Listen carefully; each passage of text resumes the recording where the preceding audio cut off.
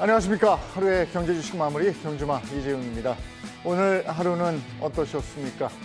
간밤에 미국 주식 빠지고 우리 하는 빅스텝 예상이 돼 있었기 때문에 오늘 하루 국내 주가가 어떻게 움직일까 촉각을 곤두세우고 있었는데 그래도 빨간불로 마무리가 됐습니다. 오늘 이 얘기 나누면서 글로벌 경제 주식에 대한 얘기 같이 한번 나눠보도록 하죠. 세 분 전문가와 함께합니다.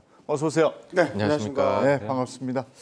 먼저 한국은행의 빅스텝 얘기부터 나누도록 하죠. 예상대로 0.5%포인트. 예상이 됐기 때문인가요? 이렇게 그렇게 큰 동요는 없었던 것 같아요. 네, 맞습니다. 말씀해 주신 대로 사실 시장에서는 이미 그 정도 수준은 예상이 되어 있었고요. 그리고 그러다 보니까는 주식 시장도 여기에 대해서 뭐 안 좋게 반응하기보다는 오늘 상승으로 마무리했습니다. 물론 뭐 처음에 기록이라고 하더라고요. 3회 연속으로 인상도 나왔고 그다음에 보폭 자체도 50으로 제일 컸었던 것이기는 하나 뭐 우리뿐만이 아닙니다. 그 글로벌 자체가 지금 50, 75 아니면 1% 인상 이런 얘기까지도 나오고 있는 세상이기 때문에 그에 발맞춰서 적당한 폭으로 했다. 그렇게 볼 수 있을 것 같습니다.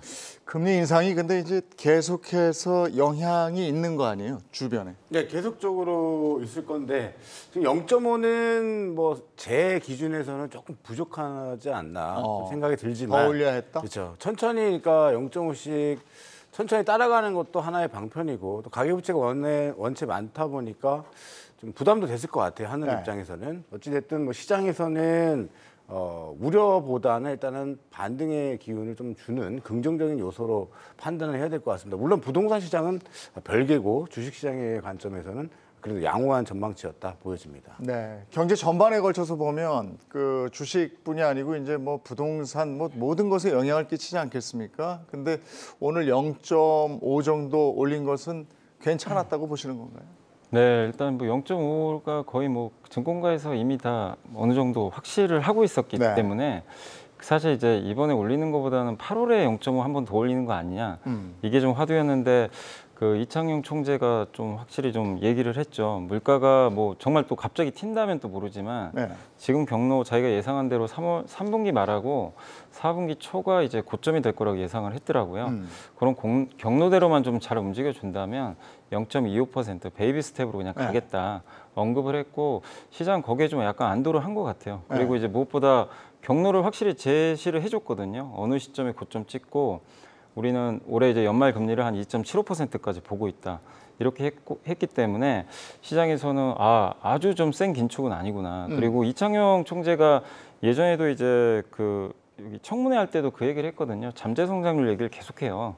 그러니까 이분은 그냥 물가만 신경 쓰는 분은 아니고 약간 성장도 챙기는 스타일이에요, 사실은. 그러다 보니까 지금 이게 물가를 잡다가 사실 성장은 좀 죽이잖아요. 지금 어쩔 수 없이 물가를 먼저 잡아야 되는데 뒤에 있을 성장도 조금은 좀 챙겨보겠다는 그런 의미인 것 같고 그리고 너무 또 어쨌든 지금 최근에 그 국제유가가 이게 오늘 또 금통에 열리는 날 폭락을 했단 말이에요. 이제 그것도 약간 좀 이런 멘트에 영향을 좀 주지 않았나 이렇게 생각하고 있습니다. 근데 미국에서도 그때 파월이 그렇게까지는 안 올린다고 그랬다가 올려놨었기 때문에 그게 이제 이렇게 온단 말이죠.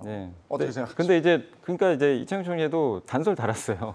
자기가 생각하는 경로대로만 좀 움직여준다면. 근데 이제 제일 중요한 건 사실 국제유가겠죠. 국제유가 좀 지금 다행스럽게도 좀 빠져주고는 있는데 이게 다시 또 튄다면 튀고 또 소비자 물가지수가 잡히지 않는다면 언제든지 빅스텝 가능성은 열려 있는데 현재 국면에서 어쨌든 이창용 총재는 0.25%를 일단 가이드라인으로 좀 제시는 했습니다. 우리 주식시장에서는 불확실성을 제일 싫어하는 거잖아요. 근데 0.5% 이제 불확실한 게 확실시 됐잖아요. 그러면 위로 반응을 보이든가 아니면 야 이거 불확실한데 0.5 앞으로 어떻게 될지 몰라 하면 밑으로 또 반응을 보이든가 오늘은 그건 아니었던 것 같은데 왜 이렇게 사실 반응이 뜨뜻미지근했을까요? 우리만의 그 결정으로 이루어지는 시장이 아니기 때문인 것 같습니다. 오늘 보시면 CPI가 미국 나오고 또 7월 FOMC 회의를 앞두고 있습니다. 그래서 결국에는 미국에서 어떻게 데이터가 나오냐 또 결정을 내리느냐에 따라서 한국 시장의 움직임이 좀 더 커지지 않겠느냐 그렇게 봅니다. 근데 이렇게 이제 금리를 올리고 그러면 금융주 같은 게 오르지 않습니까? 수혜주니까. 네. 근데 오늘 그렇지 않았던 것 같아요. 금융주도 그렇고요. 전반적으로 좀 금리 인상이 됐을 때 좀 기대했던 섹터들이 좀 반응이 좀 미약했는데 네.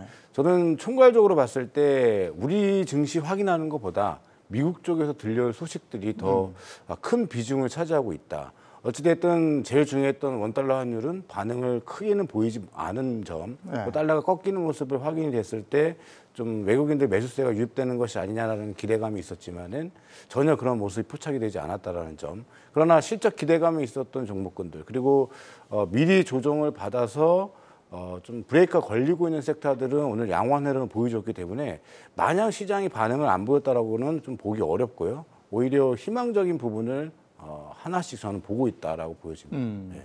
오늘 수요 측면에서 보면은 기관이 들어왔고 개인하고 외국인은 팔았죠. 장에서 그렇게 되는 거죠 지금. 네, 맞습니다. 네. 이거 어떻게 분석합니까?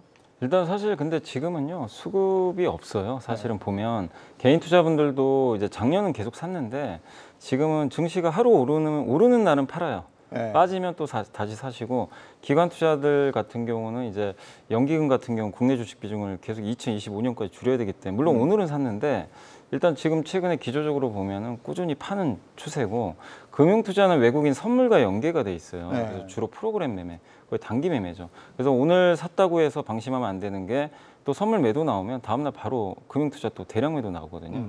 그래서 사실 지금 상황에서는 외국인밖에는 없어요. 이 증시를 이끌 수 있는 주체는. 근데 외국인들은 지금 아직까지 달러가 강하고 유로가 너무 약하거든요. 네. 그래서 오늘도 제가 이게 업종별로 보니까 자동차 쪽은 좀 샀어요. 근데 좀 아쉬웠던 게 전기전자를 많이 팔았습니다. 네. 지금 오늘 한 1,000억 정도 이상 제가 아까 한 3시 정도에 확인한 네. 수치로는 그래서 아직까지 한국 증시에 대해서는 외국인들이 본격적으로 좀 터닝한 모습은 안 보이는데 결국 저는 그 예전부터 그렇지만 유로하고 우리나라 원화가 비슷하게 가요 사실. 네. 근데 유로화가 좀 올라가줘야 외국인들이 좀 유입되지 않을까 이렇게 네. 좀 생각을 하고 있습니다. 어제도 환율에 대해서 저희가 집중적으로 얘기를 했었는데 유로화하고 달러가 1대1까지 갈 뻔했어요. 근데 네, 오늘 네. 좀 벌어졌죠. 네, 맞습니다. 지금 사실 우리 환율에 대한 걱정도 많이들 네. 있지만은 글로벌에서 봤었을 때는 가장 많이 투기적으로 몰려가 있는 시장이 유로와 약세 배팅입니다. 네. 그 정도로 가 있는데 그 이유로 따져보자면 아무래도 유럽에서 전쟁이 지금 당사자잖아요. 네. 나 있는 상태이다 보니까는 경제도 좀 빠르게 위축이 되는 측면이 있고 그리고 지금 러시아에서는 가스를 보내는 부분에 있어가지고서 오히려 계속 줄여버리면서 유럽 쪽에 대해서 위협을 가하고 있습니다. 그래서 나오는 이야기로는 완전히 만약에 잠궈버린다라고 하면은 유럽 기업들의 이익 추정치를 훨씬 더 낮춰야 되는 것 아니냐. 그러면 유럽의 펀더멘털이 망가지니 환율이 페리티가 아니라 그보다도 더 아래 이제 0점 몇 이렇게로 떨어져야 되는 것 아니냐 하는 이야기까지 좀 나오고 있는 상황이라 결국은 이쪽은 좀 러시아 이슈가 크다고 할 수 있습니다. 그러니까 유럽 경기가 좀 살아나려면 러시아 우크라이나 전쟁이 종식이 돼야 되는 거잖아요. 네, 그게 아무래도 유럽 쪽에서는 유로화가 반등을 이끌어내 뭐 가장 기본 조건이다라고 네. 봅니다.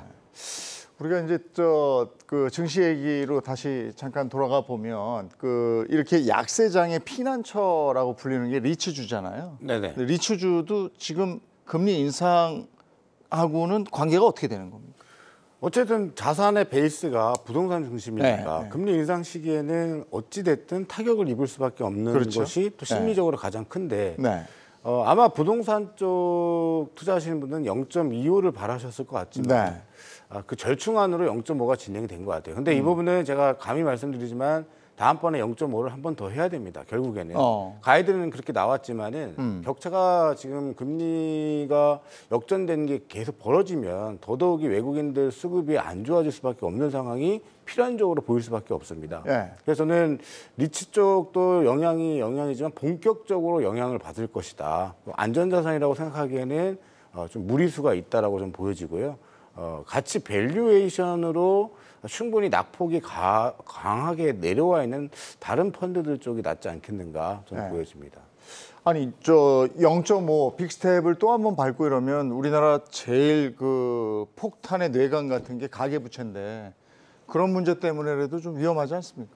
그러니까 이제 이창용 총재도 그런 걸 신경을 썼겠죠. 우리나라 가계부채가 한 1,870조 되니까 이게 GDP의 104% 정도 되잖아요. 그러니까 아마 OECD 국가 중 이 선진국 국가 중에서는 제일 높은 수치로 지금 알고 있거든요. 그래서 이게 사실 이제 미국과 한국의 약간 이제 환경 차이긴 한데 강하게 미국처럼 이제 빅스텝, 자이언트 스텝을 좀 못 가는 이유 중에 하나로 이 가계부채 내관이 터져버리면 사실은 이제 물가 잡으려다가 진짜 경제가 완전히 망가질 수도 있는 거잖아요. 그래서 좀 조심스러운 부분이 있는데, 근데 아직까지 뭐 가계부채에서 이렇게 부실화되거나 이런 부분들은 아직 보이진 않는데, 다만 이제 정말 금리를 세게 단계적으로 계속 밟아 나가면 이게 언젠가 내관이 또 터질 수도 있는 거거든요. 그래서 그런 면에서 아마 이창용 총재가 저는 좀 슬기롭게 잘 좀 컨트롤하지 않을까라고 좀 생각을 하고 있습니다.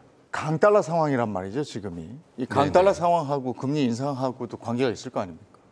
네, 그렇습니다. 사실 지금 달러 빼고서는 뭐 없지 않습니까? 지금 네. 환율 시장에서 외환시장 보시면은 엔화도 그렇고 다들 지금 대단히 나쁘고 그러니까는 근데 이 환경을 조성한 것 자체는 미국 쪽에서 인플레이션이 너무 높게 나오다 보니까는 이걸 좀 막아야겠다, 긴축을 해야겠다. 그래서 속도를 좀 더 높여가야겠다 하다 보니 그 속도를 다른 나라들이 어쩔 수 없이 따라갈 수밖에 없었던 그런 상황이고 그 자체가 경제를 둔화를 좀 빠르게 야기하고 있는 상황 같습니다. 그래서 결국에는 뭐 어쩔 수 없습니다. 미국 쪽에서 좀 결자 해지 하는 그런 모습이 나와야 그래야 이제 좀 저희가 투자하기에는 편안한 환경이 나올 수 있지 않을까 그렇게 봅니다.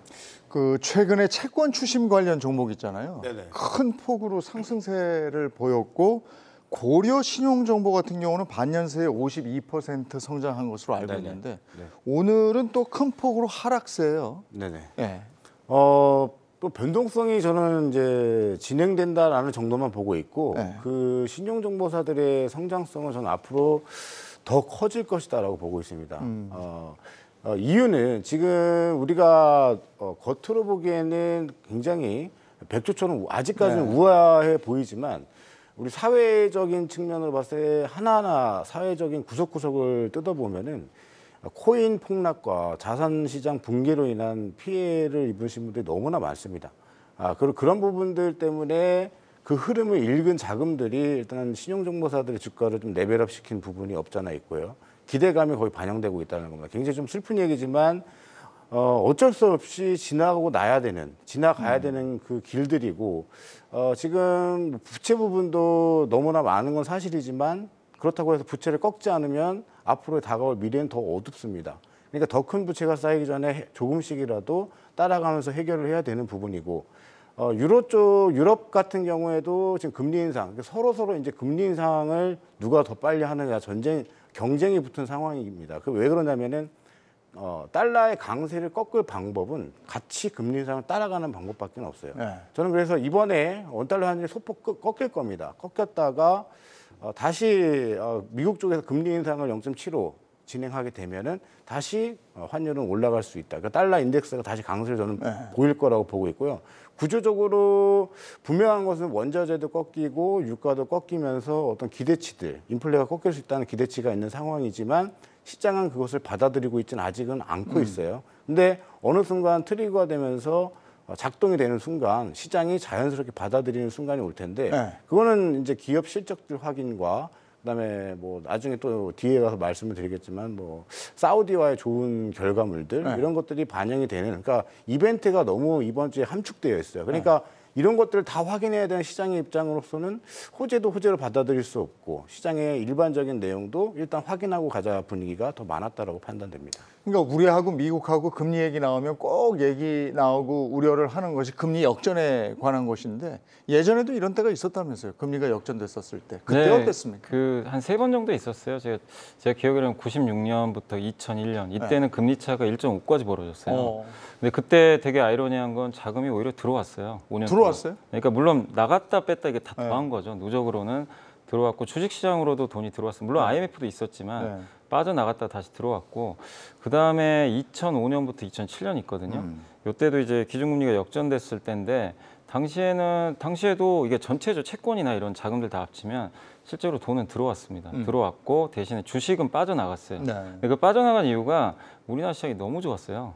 그때 조선주 10배 갈 때 예. 그때 이제 너무나 고평가됐다고 생각하고 사실 이제 그때 고점 찍을 때도 개인 투자분들이 그 적리식 펀드가 네. 굉장히 매수를 많이 해가지고 주가를 사실 끌어올린 거죠. 근데 그때 외국인은 팔고 나갔고 그리고 마지막에 2018년부터 이제 2020년 요때가 이제 미중 무역 분쟁 터질 때예요. 네. 그러니까 이때도 주식 자금은 나갔거든요. 당연히 그때 이제 한국 경제 또 그림자가 드리워진 거죠.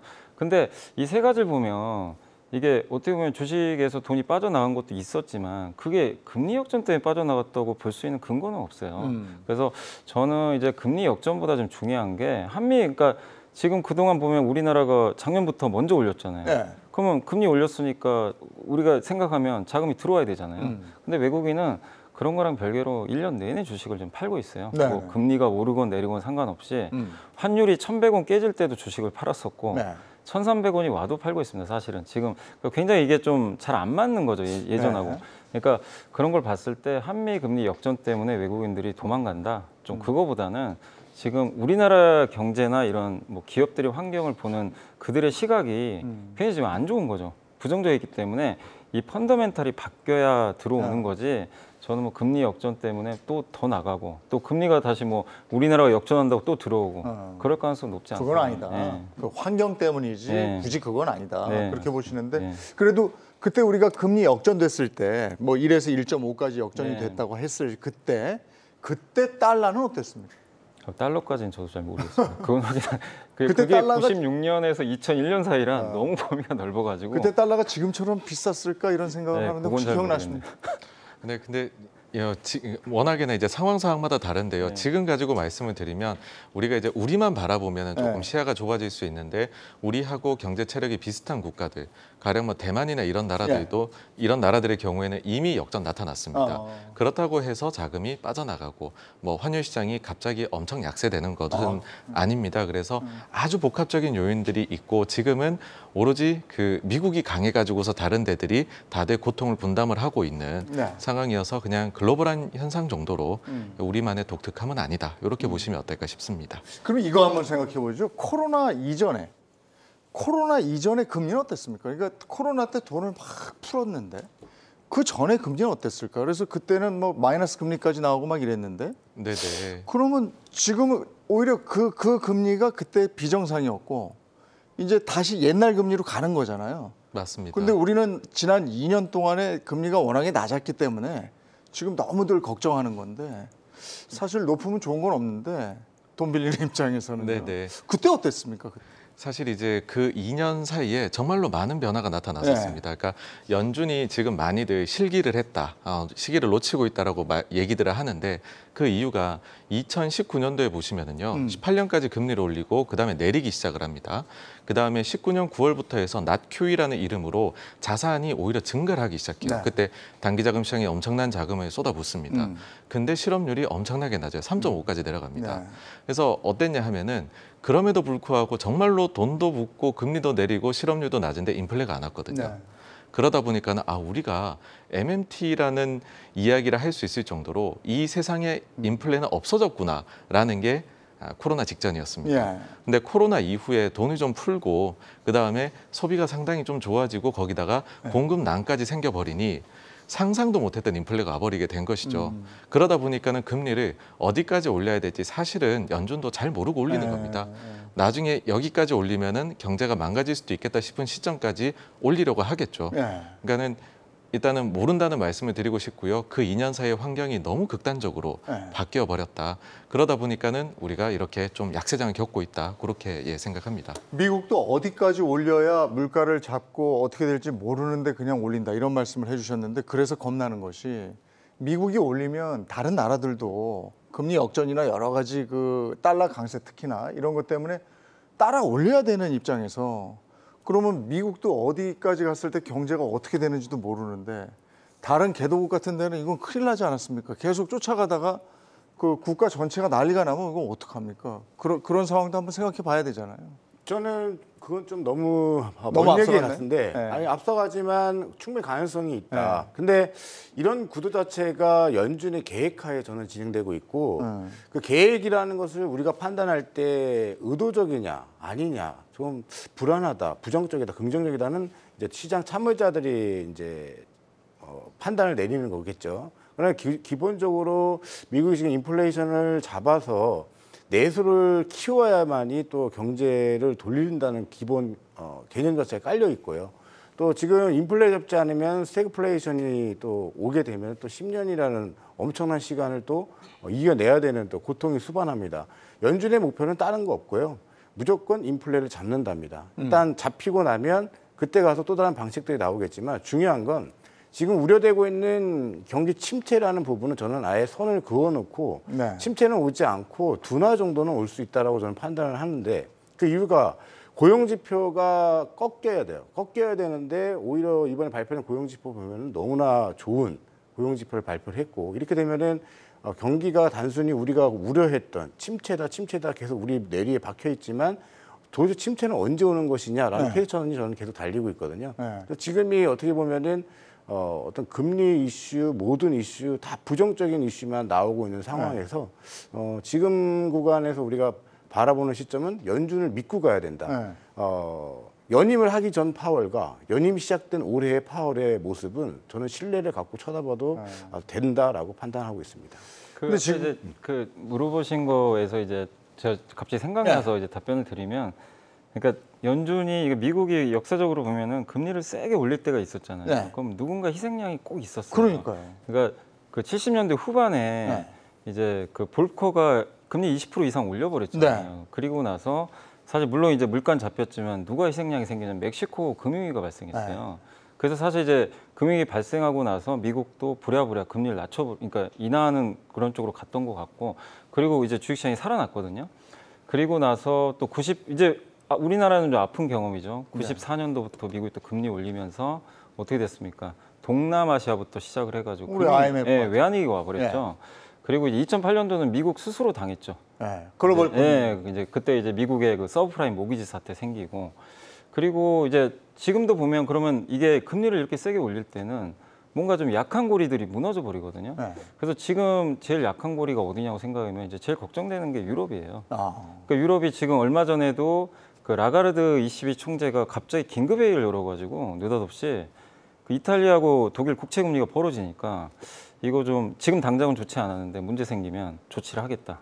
이런 좀 얘기를 했어요. 그러니까 지금 가장 약한 고리가 사실은 이제 유럽 쪽 그 에너지 문제 때문인데, 이게 이제 잘못하면 이런 미국의 긴축 스탠스가 계속 이어지면서 이게 또 연결이 또 될 수도 있는 거거든요. 그래서 이게 좀 걱정은 되는데, 다행스럽게도 이런 부분을 이제 인지는 하고 있기 때문에 중앙은행 총재들이 이걸 좀 슬기롭게 좀 잘 넘어갈 수 있는 시스템을 만들어주면 좀 괜찮지 않을까. 근데 우리 머릿속에는 늘 유럽은 부자다 이렇게 생각이 돼 있기 때문에 유럽이 뭐 위험하다 이렇게 말씀을 하시니까 이거 참 그쪽 경제도 심각하구나 이런 생각이 일단 들고, 또 하나 우리가 확인해야 될 것이 굉장히 중요하죠. 오늘 밤 9시 한 반쯤 우리 시간으로 그렇습니다.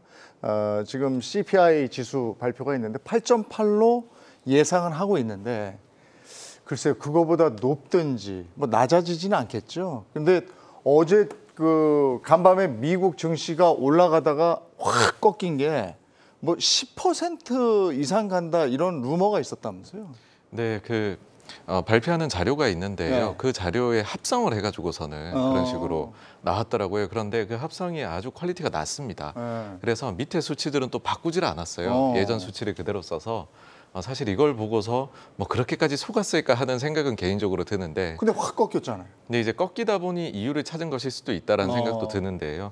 어쨌든 인플레 논쟁에 대해서는 그런 말씀을 드리고 싶습니다. 사실 8.8이라는 숫자는 대단히 높은 것이고, 그리고 이에 대해 가지고서는 마치 백악관은 먼저 알고 있다는 듯이 하루 나 이틀 전에 코멘트를 하거든요. 이번에도 지금 백악관 대변인이 사실 이야기를 했어요. 좀 높을 수 있다라고 했기 때문에 어느 정도의 마음의 준비는 시장이 하고 있을 거라고 봅니다.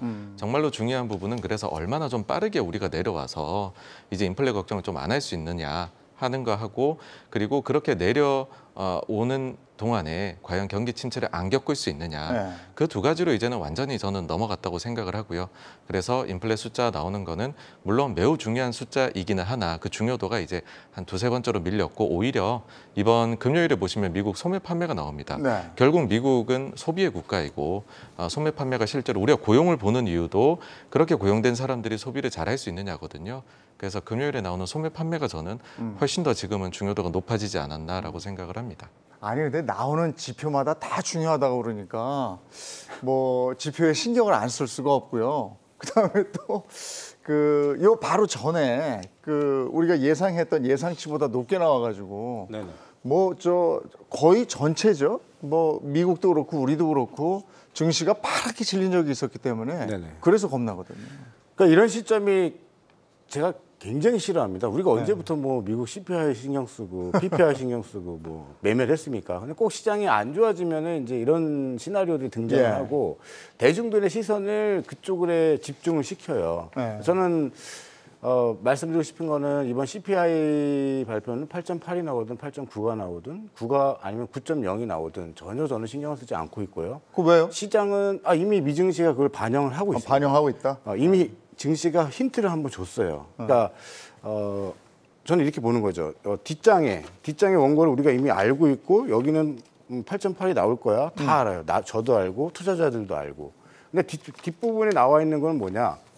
원자재 가격 다 꺾여 있고 유가 꺾여 있고 그러면 앞으로 나올 CPI는 적게 떨어지겠네? 라는 다들 인지를 하고 있단 말이에요. 이번 거 말고 그쵸. 그 다음 거. 그렇죠. 그 다음 거까지 알고 있기 때문에 7월 거 이제 스탠스를 아니까 반영이 저는 거의 안 되고 그냥 뭐 우리가 성적표 받은 듯이 확인됐네 하고 나면 시장은 오히려 반격이 나올 가능성이 더 높고요. 반격 이후에 이제 정작 중요한 것은 기업들의 실적들이다. 근데 저는 그것도 크게 우려하지 않지만 실적 좋은 종목, 안 좋은 종목 섞여 있을 거고 이미 우리도 바짝 긴장했지만 실적 발표되는 거 보면 그렇게 나쁘진 않아요. 오히려 기대치가 높은 기업들이 속출하고 있고 우스갯소리로 테크인 같은 케이스가 오늘 좀 회자가 됐는데 호실적을 발표했는데 주가가 안 움직이다가 무상증자 이슈가 붙으니까 주가 한번 레벨업이 됐었거든요. 그러니까 이런 부분들을 봤을 때 시장이 비이성적인 상황에서 실적이 좋은 종목이 내가 가지고 있다.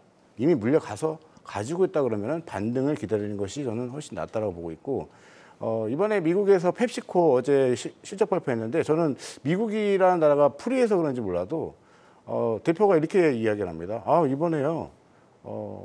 경기가 좀 위축돼서 소비자 가격 많이 올렸고요. 그다음에 유리병에서 이만큼 양을 줄였어요. 이만큼 담아야 되는데 이런 걸로 우리 비용 절감해가지고 호실적을 냈습니다. 이걸 당연스럽게 이야기를 해요. 그러니까 그만큼 실적을 내는 데 있어서 이런 방도들을 쓰는 기업들이 내놓는 실적들은 우리가 예상해서 겁을 먹고 바짝 긴장하고 있지만 예상외로 좋은 실적이 나오면 시장을 튕길 수 있는 역할이 될 수 있다. 저는 이번에 테슬라, 애플 다 기대를 하고 있습니다. 유가가 7월부터 꺾였던가요? 그러니까 6월 CPI에는 반영이 안 되는 거였나요? 안 되는 걸로 알고 있고요. 그러니까 보통 이제 거기 휘발유 가격이 들어가는데 6월 평균치로 보면 전월 대비해서 미국 휘발유 가격이 11% 올라갔어요. 오히려 5월보다 평균 값으로 내기 때문에. 근데 이제 6월 말부터 꺾였거든요. 꺾이고 지금 7월 들어와서 더 빠지고 있잖아요. 근데 요건 이제 반영을 못 하는 거죠. 그래서 이제 국제유가 흔히 이제 헤드라인 CPI라 그러죠. 요거는 그래서 이번에 좀 높게 나올 것 같은데 그래서 오히려 사실 지난번 그 FOMC에서는 사실 연준 의장이 이 헤드라인 CPI 그러니까 기본 소비자 물가를 굉장히 중요하게 보겠다라고 언급을 했지만 오히려 이번 같은 경우는 사실 아까 잘 말씀해 주셨는데 답재가 좀 나와 버렸잖아요. 유가 꺾였기 때문에. 그래서 유가가 지금 만약에 이번에 CPI 분석을 해봤더니 유가 높은 걸로 나오면 이건 다 알고 있단 말이에요.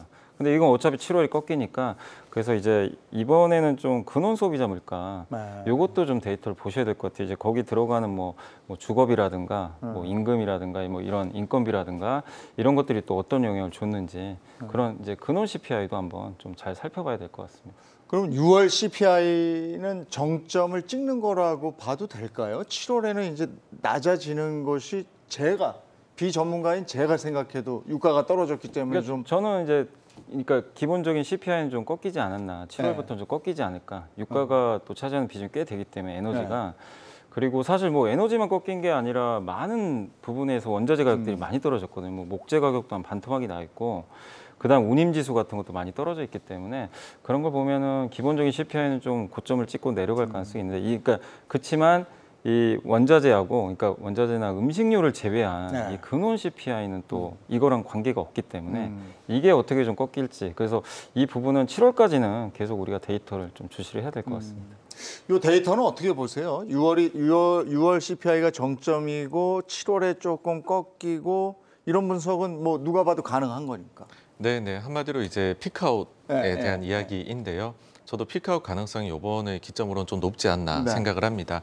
다만 저희가 그 소위 기저 효과라고 하죠. 베이스 이펙트를 생각을 해보면 작년에 미국이 7, 8, 9월 이때 그 이제 코로나 변이가 또 나타나면서 네. 갑자기 좀 경기가 그다음에 소비자 물가가 조금 상대적으로 내려갔었던 시기였었습니다. 그러다 보니까는 전년 동기로 해가지고서는 내려오는 속도는 아마 9월까지는 상당히 완만하지 않을까라는 생각이고요. 뭐 4분기에 가서 유가나 그런 거에 달려 있겠지만 작년 10월부터 해가지고서 다시금 인플레가 가속도를 내기 시작을 네. 했었습니다. 네. 그래서 그때가 되면은 조금 상황이 개선된다고 하면 내려오는 속도가 조금 더 빨라질 수 있다. 그렇게 봅니다. 그러면 지금 물가 잡겠다고 자이언트 스텝하고 막 이러는 거잖아요. 그럼 그게 예측이 되면 0.75 굳이 안 하고 0.5만 해도 되지 않습니까? 그런 건 안 됩니까? 그 전에 그렇게 어떻게 보면 거의 신중한 선택인데 네. 그 전에 신중한 선택을 하다가 실기했다라는 얘기를 너무 많이 듣다 보니까 지금은 오히려 조금 내가 먼저 가서 네. 앞서 기다리겠다라는 생각을 그래서 인플레에 대해서 확실하고 믿을 수 있을 만한 수준으로 내려올 때까지는 긴축을 하겠다라고 톤이 좀 바뀌었습니다. 그러면 그 우리가 우려했던 빅 원이라고 그러던가요? 1% 이건 아니겠죠, 설마? 그거는 가능성이 5%고요. 거의 뭐 96% 이상으로 0.75로 가닥이 잡혀 있습니다. 이미 거의 확정됐다고 보시면 되는데 8월 쉬고 9월 달, 8월에 잭슨홀 미팅으로 지나가고 난 다음에 9월 달에 이 정도면 인플레 잡혔네요. 0.5로 할게요가 우리가 듣고 싶은 이야기고요. 그 길을 갔을 때 이미 기대 인플레이션 예측치들이 지금 다 떨어지고 있기 때문에 저는 그 길대로 가지 않을까 기대를 하고 있습니다. 그러면 이럴 때에 이게 참 지금 요즘 갈팡질팡하는데 개인 투자자들은요. 그러니까 아까 지수도 이제 요게 중요하다 말씀을 하셨는데 이럴 때 어떤 지표를 중점적으로 봐야 됩니까? 사실 지금은 저는 이제 이 모든 게 사실 다 완전히 꼬여버렸잖아요. 그러니까 이걸 흔히 뭐 복합위기다 이런 얘기들 많이 하죠. 뭐 하나가 문제가 생긴 게 아니라 이게 코로나부터 시작해서 사실 옛날부터 따지고 보면 2008년부터 시작이 된 거죠. 그때부터 시작해가지고 금융위기 터지고 돈 풀어가지고 근데 중간중간 또 위기는 있었지만 저물가 시대가 계속 10년간 이어졌고 그 상황에서 사실 인플레는 이제 밑에 잠복해 있었거든요, 사실상. 근데 이게 이제 코로나 터지고 나서 또 이제 디플레가 한 번 더 와버린 거죠. 그래서 돈으로 이제 경기를 살린 건데 이게 너무나 많이 풀어버린 거예요. 근데 그 상황에서 또 운 나쁘게도 공급 부족 이슈가 계속 터지고 막 그 수에즈 운하 거기 배가 누워버리질 않나. 또 유럽은 한파가 발생해가지고 천연가스 수입을 안 할 수가 없죠. 신재생 국가가 천연가스 수입을 그러니까 신재생으로 가는데 석탄, 천연가스 수입이 늘어나고 그러니까 이런 것들이 또 원자재 가격을 이제 건드려 버렸는데 거기에 또 푸틴까지 건드는 바람에 난리가 난 거죠. 그래서 이 모든 게 사실은 이제 어떻게 보면 그동안 디플레에서 이제 인플레가 왔는데 인플레 속도가 너무 빠른 거예요. 이게 천천히 왔어야 되는데 그래서 이거를 이제 눌러가는 그런 과정이기 때문에 이게 완만하게 어쨌든 천천히 눌러주면서 우리 경제라는 건 또 적응을 합니다. 이 자정적인 다 생겨요. 또 경기 침체 오면 거기에 맞게 또 사람들이 소비를 하게 되고 증시나 경제도 다 환경에 맞게 하는데 지금은 적응을 못하죠. 너무 빨리빨리 움직이니까. 근데 이 모든 원인은 어쨌든 물가거든요.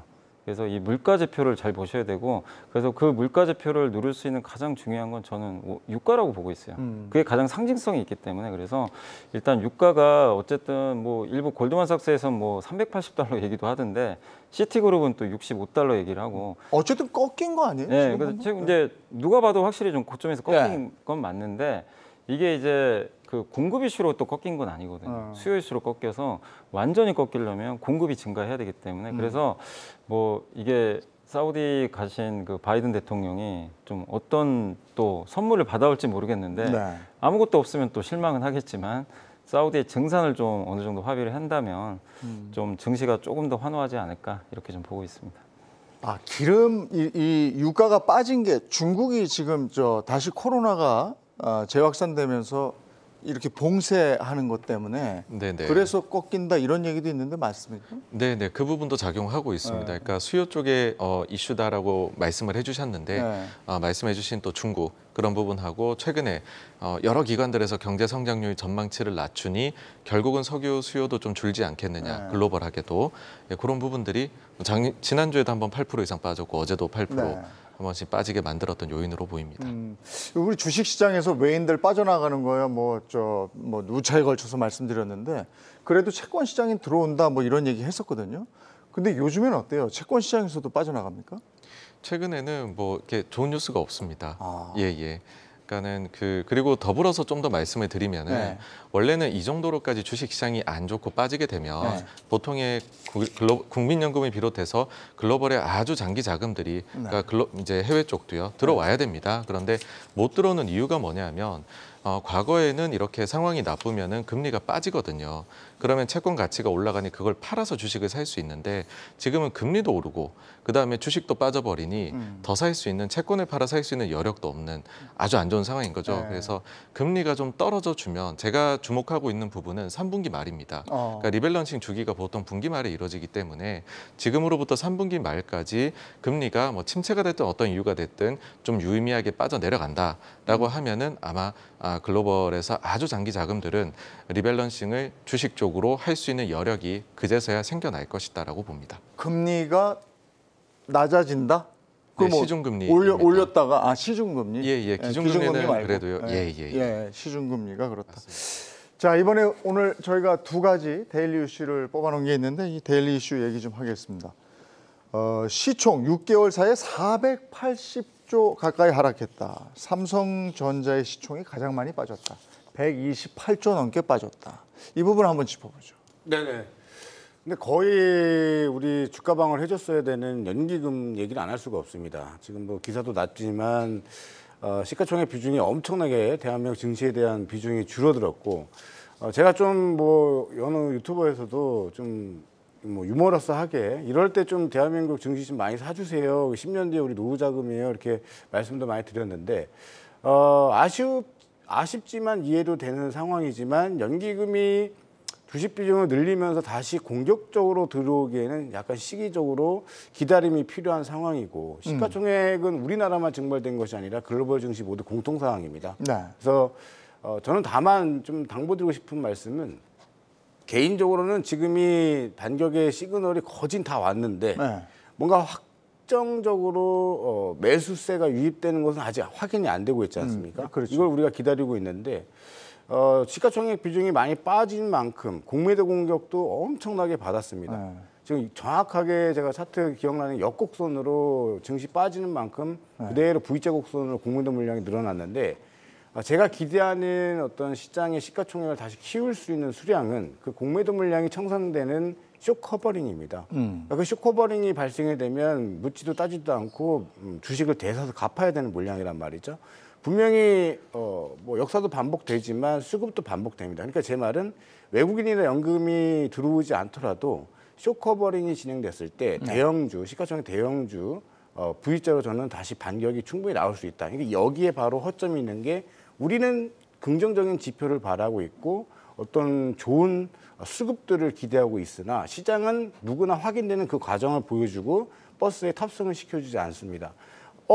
하면서 올라가는 게 증시거든요. 저는 그 시점이 지금 다가왔는데 그 촉발되는 트리거가 오늘 9시 반부터 이제 이야기되는 CPI 또 내일부터 진행되는 JP모건을 필두로 한 또 금융주들의 실적 발표 이어지는 EPS 컨센서스 그리고 주말에 나올 바이든의 어떤 사우디 순방으로 인한 어떤 결과물들 이런 것들 복합적으로 나왔을 때 정말 저의 바람대로 좋은 결과가 나온다면 아마 공매도 세력들은 똥줄타게 다음 주부터는 주식을 다시 대사서 갚을 거예요.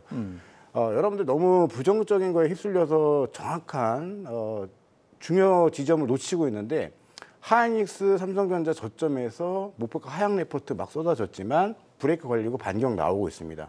이런 점들은 분명히 긍정적이고 전체 종목이 다 좋은 건 아니지만 우리 증시를 대표하고 상징적 의미를 두고 있는 현대차 그룹주들, 그다음에 자동차 부품주들 이후에 어쨌든 반등을 보여주고 있다는 측면 그리고 오늘 사실 저는 한국 금리는 전혀 신경도 안 썼습니다. 오히려 어제 시장 대비해서 오늘의 증시가 어떨까에 집중을 하고 있었는데 좋은 징조들이 계속 나오기 때문에 저는 좀 긍정적으로 보자라는 말씀을 드리고 싶습니다. 하여간 어마어마하게 빠졌단 말이죠. 삼성 128조, 네이버 카카오 20조 이렇게 돼 있습니다. 근데 이제 반격을 시작하면 이럴 때 이런 상황에서 반격을 시작하면 그 전에는 이제 개별 종목들이 좀 갔었단 말이죠. 근데 본격적인 반격이 시작하면 아무래도 대형주가 괜찮겠죠. 그죠. 이제 지수가 올라간다는 건 뭐 이후에 어찌됐건 간에 이제 삼성전자, 현대차, 뭐 네이버 카카오가 움직인다는 얘기고, 그러면 지금 요즘에 뭐 이상한 테마주들이 많이 움직이잖아요. 뭐 무상증자 테마니 해가지고 막 그런 쪽으로 많이 쏠리는데, 그렇게 이제 갔던 자금들이 다시 대형주 쪽으로 몰릴 수 있기 때문에, 그리고 이렇게 지금 왕이 없어요. 지금 이 왕노릇을 할 수 있는 주도주가 없는 상태거든요. 그러니까 이제 주변에서만 계속 여기서 잠깐 뭐가 터지고 여기서 터지고 이러는데, 이제 왕이 다시 복귀를 해주면 시장은 또 정상화되는 거죠. 그렇게 되면 개별 종목보다는 일단은 좀 대형주 장세가 좀 펼쳐질 가능성이 높다고 생각합니다. 자, 두 번째 이슈 한번 가겠습니다. 증시 상황이 안 좋다 보니까 정부 차원에서도 이제 부양책 같은 거 만지작거리고 있는 것 같습니다. 공매도에 대한 얘기도 나왔고 증시 안전 펀드에 대한 얘기도 나왔고 이랬어요. 근데 이런 얘기들이 사실 그렇게 실감이 안 납니다. 네. 효과가 네네. 있을까요? 사실 증안펀드의 경우에는 저는 효과가 있을 것이다라고 생각을 합니다. 지금 우리 증시 자체가 거래 대금이 너무 많이 줄었습니다. 매수 세력이 실종이 됐는데요. 삼성전자가 정말로 좋았을 때 60조가 넘었던 대금이 이제 12조까지로 떨어졌습니다. 이런 상황에서 뭔가 특별한 매수 주체가 나온다라는 것은 좋은 일이다 생각하고요. 실제 증안펀드가 가동되었을 때 과거에 좋았던 경험들이 많기 때문에 기대가 되는 측면이 있을 것 같습니다. 다만 이런 부분들이 다른 조치들하고도 또 같이 해가지고 나오게 된다면 더 좋지 않을까라는 생각을 하고, 저 개인적으로는 그때도 한번 말씀드렸듯이 공매도가 전면 금지가 된다라든지 아니면 한미 통화 스와프가 된다면 참 좋은 뉴스이지 않을까라 생각은 하지만, 사실 요 두 가지가 생각보다는 조금 늦게 되지 않을까라는 걱정도 있습니다. 그 이유는 우리가 지금 공매도를 2020년에도 한번 중단을 했었고 만약에 이번에도 전체 오히려 여는 게 아니라 중단을 하게 된다면 사실 최근의 이슈는 우리가 드디어 선진지수에 들어가는 것이 어떻겠느냐라는 게 이슈였는데, 이번에도 만약에 중단을 하게 된다면 사실 선진지수에는 상당히 멀어지게 되겠죠. 그래서 지금을 택할 것이냐 장기를 볼 것이냐라는 정치적인 선택이 남아있다 이고요. 그리고 한미통화수합의 경우에는 이게 특정 국가만을 위해서 해주는 것이 아니라 그 비슷한 체급의 국가를 동시에 미국의 필요에 의해서 맺어주게 됩니다. 근데 미국이 지금 코로나 이후에 다른 피마라는 것을 만들어 둔 게 있습니다. 쉽게 보시면 비슷해 보이지만은 그 한미통화스와프는 마이너스 통장이라면 피마는 담보대출입니다. 그래서 담보대출이 좀 더 이제 그 빌린 사람 입장에서는 나쁜 거거든요. 담보로 잡혀야 되니까 못 쓰게 되니까는요. 그래서 그런 부분들을 이미 나는 가동하고 있는데라는 생각에서 전통적인 의미의 그런 그 통화 스와프를 미국이 좀 지연해서 맺어줄 가능성도 있다. 그 위험이다라고 생각을 합니다. 그 실제로 지난번에도 증시 안정 펀드 같은 형태의 자금이 들어왔었잖아요. 그때 제가 기억은 그때 정책 책임자가 저를 따라서 들어오시면 돈 법니다 이렇게 얘기해서 많이들 들어갔던 기억도 있었는데 이런 게 그 예전처럼 운영이 되는 건가요? 저는 그렇게 알고 있는데 기본적으로 지금 우리 정부가 보여주고 있는 신뢰도는 우리 동학 개미들에게 신뢰도를 많이 잃었다고 봅니다.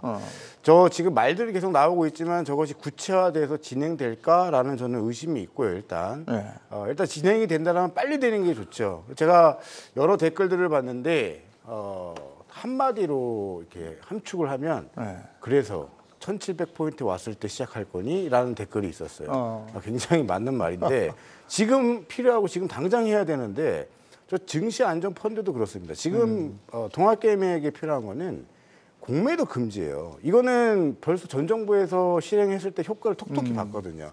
브레이크가 걸리면 증시는 그대로 V자로 올라갔었습니다. 이걸 한 번 더 필요로 하는 시점이 지금이에요. 더 늦기 전에 하는 게 저는 맞다라고 보고 있고, 자꾸 이런 부분에 있어서 어떤 많은 뉴스들이 돌아다니고 있지만 현실적으로 실전에서 우리 개인 투자자들에게 정말 필요한 것은 공매도 금지 조치다. 이 말씀을 좀 말씀드리고 싶네요. 공매도 금지 그리고 증시 안정 펀드 할 거면 바로 해야 된다. 동감하십니까? 네, 맞습니다. 지금 그러니까 너무 좀 민기적거리는 것 같아요. 네. 제가 봐도 지금. 그리고 사실 윤석열 대통령 공약에도 공매도 서킷 브레이커 제도가 들어가 있거든요. 근데 거기에 이제 한시적으로 뭐 영원히 금지한다 이게 아니라 한시적으로 이제 금지를 하는 건데 그런 부분은 크게 저는 문제될 거 없다고 생각하는데 지금 많은 투자자분들이 지금 공매도 때문에 사실 좀 힘겨워하시고 지금 수급이 비어 있는 상황이잖아요. 예전 같지가 않거든요.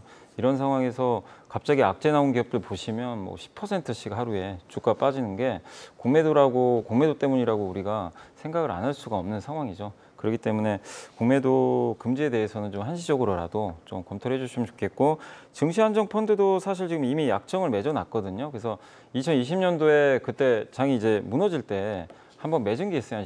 한 10조 원 정도로 제 기억이 나요. 그랬다가 지수가 갑자기 올라가가지고 그걸 못 썼어요. 그래서 다시 돌려줬는데 약정이 돼 있기 때문에 언제든지 10조 원 다시 모아서 투입을 하면 됩니다. 근데 그거를 실행하냐 안 하냐 지금 이게 좀 문제인 것 같아요. 그리고 이런 때에는 우리가 낙폭 과대주를 한번 주목해 봐라 이런 얘기가 있잖아요. 근데 도대체 다 낙폭 과대주라 어느 걸 담으란 얘기인가? 그 중에서 특히 눈여겨봐야 될 게 있습니까?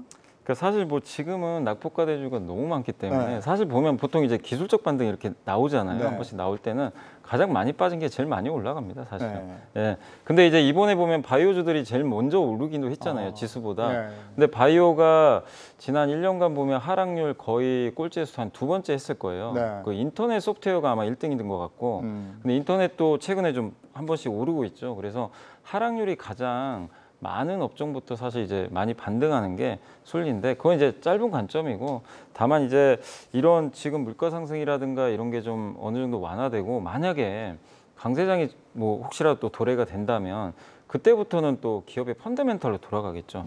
그래서 그 어차피 지금 올해 연말까지 안 좋은 건 이미 주가에는 다 반영을 했거든요. 그래서 지금 만약에 내가 좀 투자를 한다면 단기 관점이 아니라 좀 중장기적으로 보신다면 내년에 뭐가 좋을까? 내년에 수요가 성장할 산업이 뭘까? 요걸 한번 좀 고민을 해보고 투자를 할 필요가 있는 것 같습니다. 제약바이오 잠깐 반응이 있었던 건 아무래도 저 코로나19 다시 확산된다 이런 기사 때문 아니었겠습니까? 사실 글로벌에서 지금 제약주들이 다들 아웃퍼폼을 하고 있는 상황입니다. 두 가지가 있을 것 같아요. 일단 경기 침체에 대한 우려가 최근에 급격히 높아졌는데 제약바이오는 전통적으로 방어주에 속합니다. 뭐 경기가 안 좋아진다고 약을 안 먹고 병을 치료 안 하는 건 아니니까요. 그리고 또 한 가지는 너무나도 이 제약바이오 주식들이 코로나 관련된 것 이외에는 주목을 못 받고 많이 내렸었습니다. 그래서 미국의 경우에는 이게 이제는 가치주로 분류되기까지 했습니다. 그러니까 어떤 상황이냐 하면 신약 개발을 한다고 투자는 예를 들어 100원을 받아놨는데 순현금이 100원이 있는 거죠. 근데 시총은 그보다도 낮아져 버린 것이죠. 그러니까 현금보다도 시총이 싼 제약주가 쏟아지면서 미국에서부터 반등이 나왔고 그 분위기가 우리한테까지 오고 거기에 말씀해 주신 코로나의 또 재확산이나 신약의 개발 이런 이슈들이 추가로 붙었다 그렇게 생각합니다. 신재생에너지 관련 섹터는 어떻게 보세요? 지금 유가가 떨어지면 글쎄 그냥 기름 쓰죠.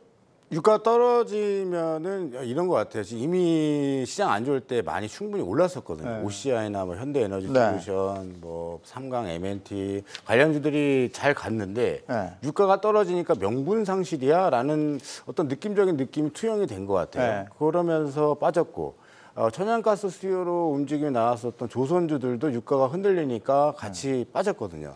그러면 이런 측면에서 봤을 때 원전 쪽도 좀 같은 개념으로 봐야 되냐? 모든 섹터 그 지금 말씀드린 세 섹터가 다 흔들림이 나왔습니다.